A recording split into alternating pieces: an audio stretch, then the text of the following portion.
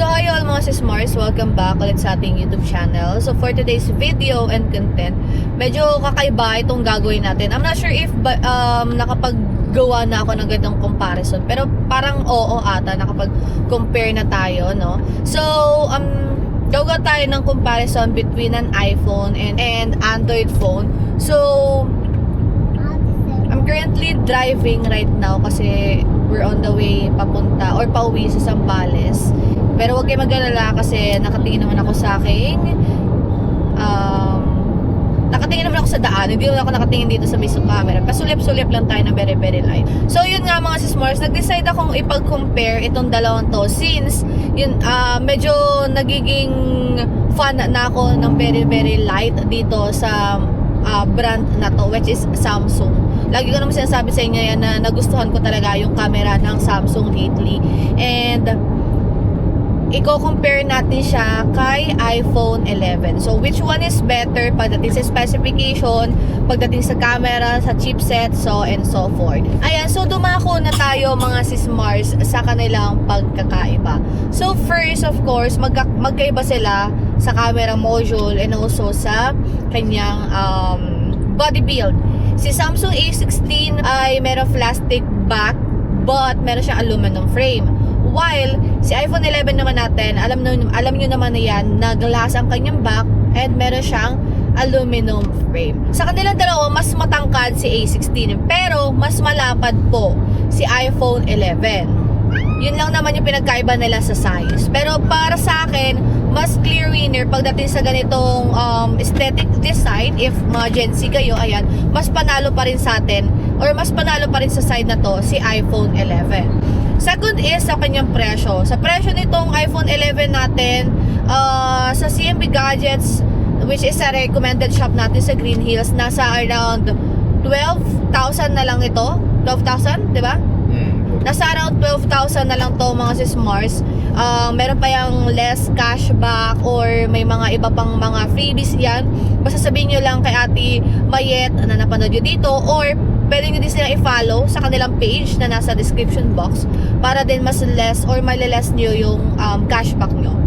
Anyways, sa presyo kasi ng sa online platform mga sis Mars, nasa around 5,000 na lang siya. I'm not sure in the specific presyo kasi hindi ko naman siya ma-check right now. Bigla lang kasi pumasok sa akin na why natin pag-compare silang dalawa since nagugustuhan ka na nga yung camera ng Samsung and pati sa chipset nila okay naman siya for me.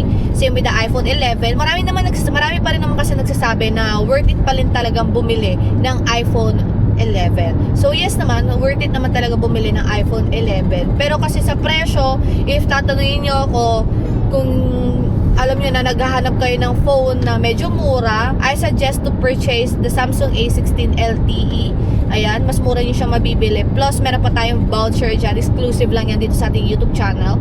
Less 1,2. So, nasa below 4,000 nyo na lang mabibili itong ating smartphone or Android phone. Third is sa chipsets. Phone 11 natin mga sis Mars is naka-Apple A13. While si Samsung naman natin is naka-MediaTek Helio G99.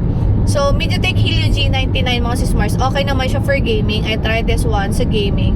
And hindi naman ako naka-experience na any luggage or any. Siguro meron lang mga frame drops pagdating sa mga matataas na resolution katulad ng Genshin, ganyan. WUWA, ayan, yung mga ganyan, yung mga mabibigat na mga games. Pero pagdating sa ML, COC, Call of Duty, ayan, okay naman siya for gaming. Lalong-lalo na mga sis Mars is yung iPhone 11.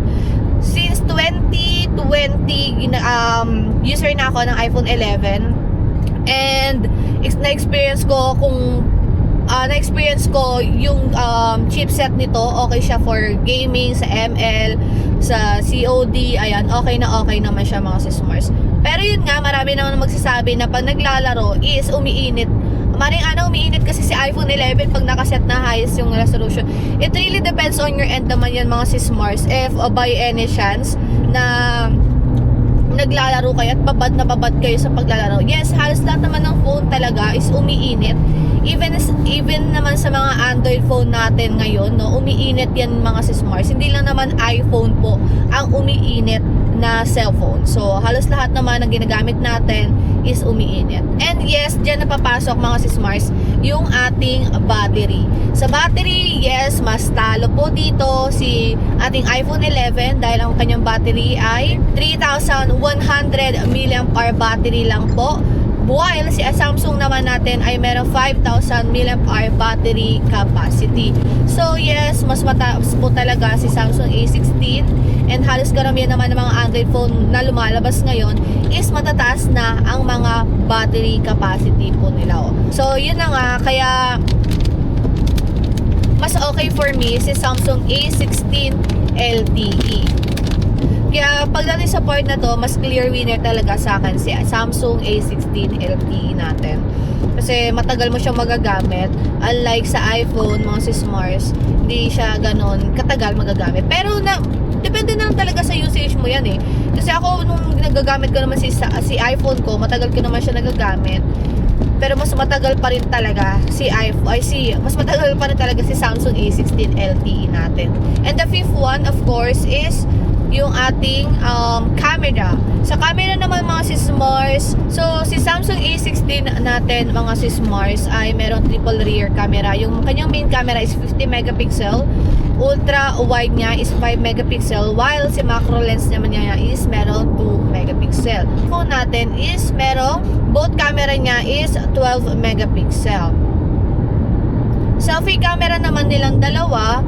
Sa selfie camera ni iPhone is 12 megapixel, while si Samsung A16 LTE natin is 13 megapixel. Both of them, sa resolution, video recording is maximum resolution is 4K with 60 FPS. So yun yung kanilang maximum resolution using the video recording. Pero kasi kami, ang ginagamit lang talaga namin, lalong-lalo na pag nagvi-video kami, nagba-vlog, is 1080p and 60 or 30 FPS. Yun lang talaga yung ginagamit namin resolution using the video recording. Sa part na to mga sis-Mars, mas lamang kung tutuusin talaga si Samsung, kasi nga meron siyang 50 megapixel na main camera, and then 5 megapixel ultra wide and 2 megapixel macro lens. Pero kasi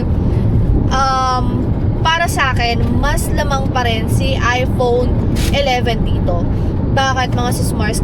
Hindi lang kasi ako tumitingin sa megapixel ng ating iPhone 11. Tinitignan ko din yung kanyang sensor, yung kanyang features na mabibigay. Though marami namang feature na may bibigay si Samsung, pero pag ipag-compare mo pa rin talaga silang dalawa, mas maganda pa rin talagang pang-capture si iPhone 11 compare kay A16 LTE. Same with the video recording. Even yung video. Sa video recording din ng mga sis-Mars, hindi ako okay kay Samsung A16 LTE compare kay iPhone 11. Ayan, mas okay pa rin talaga si iPhone 11 kasi dati 2020 yun lang ang ginagamit ko pang vlog. YCJ Vlog naman, 2020 ang ginagamit niya is 11 Pro Max. So yun lang yung ginagamit namin pang vlog namin. Ngayon lang talaga kami nag-upgrade into camera kasi nga para mas efficient din naman, para mas madala namin anywhere. Katulad nito, ang ginagamit natin is yung ating DJI. So nakasakit lang siya sa ating kotse para if by any chance na ganito, na wala nga akong work, ayan, at kailangan namin magbiyahe, makakapag-work pa rin ako. Mas okay pa rin talaga sa akin si iPhone 11 compare kay Samsung A16. Dito sa part na to, mas bonus na siguro kay Samsung yung kanyang screen kasi naka AMOLED siya, while si iPhone 11 natin is naka IPS lang, and si Samsung natin is naka punch hole, while si 11 of course, notch yun na napakalaki pa, diba? Syempre naman, matagal na, 2020 pa yun, ganun pa naman talaga yung mga design ng mga ating iPhone. Pero, ayun mga sis-Mars, kasi nga kakalabas lang naman ito, no? Kakalabas lang ng ating A16. Pero, marami din kasing nag-iisip kung anong mas bibili nila. Kasi kung tutuusin, pag sinabi mo kasi budget friendly pagdating sa iPhone, ang papasok talaga sa'yo na unit is iPhone 11 or iPhone XR. Pero pag sa mga Android phone, napakadami mong option. Nasa below 5,000 or 5,000 up, ayan, may mga mabibili ka ng napakagandang Android phone na maganda yung chipset, maganda yung camera, maganda yung design, aesthetic yung kanyang body build or something. While si iPhone naman kasi medyo pricey siya. pag i-compare mo talaga siya kay Android phone. Pero syempre, kilala naman kasi yung brand na Apple. Kaya, worth it naman yung presyo niya na nasa beyond 12,000 or below 12,000. Worth it naman yung presyo na may bibigay niya sa specification niya. So, final thoughts tayo mga sis Mars or feedback between these two.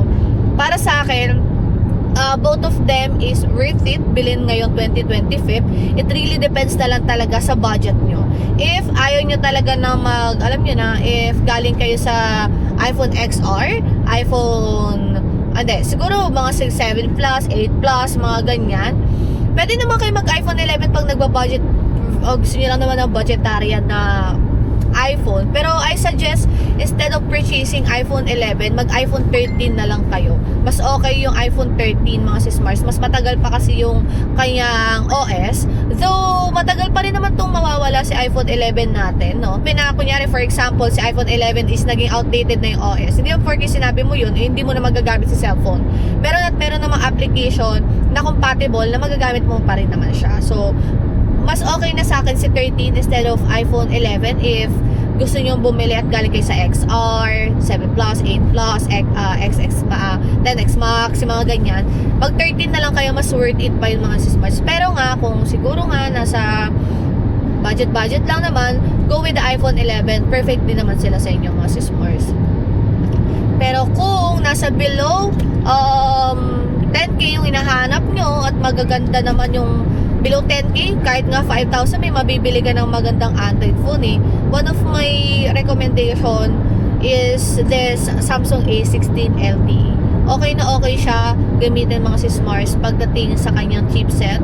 Okay naman siya. Yun lang, sa camera lang talaga hindi ako na-amaze sa kanya. Hindi siya ganun ka-okay pagdating sa camera.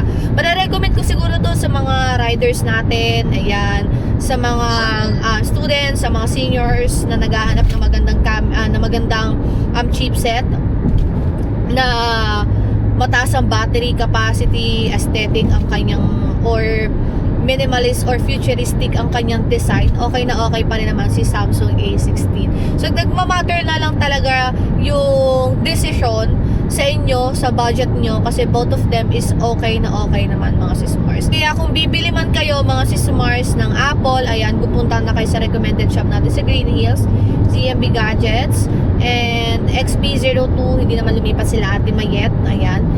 Pero pag Samsung ang nagustuhan nyo, just click yung product links natin dito sa video natin sa bottom part. I'm not sure is sa right bottom part o sa left bottom part. Magpa-pop up lang naman yan mga sis Mars. I-click nyo na lang yan, mas mura nyo na mabibili si Samsung A16 LTE natin. So yun lang mga sis Mars. Hopefully nakatulong ako or nakagulo ako sa inyong buying decision between Samsung A16 LTE or iPhone 11. So once again, my name is Maring Ana. Don't forget to follow me on my TikTok account, _Malonzo. Please subscribe here also to my YouTube channel for more updates, thoughts, and feedback sa mga Android phones natin, and also sa mga ibang mga gadgets na din mga sis Mars. So thank you so much and bye-bye.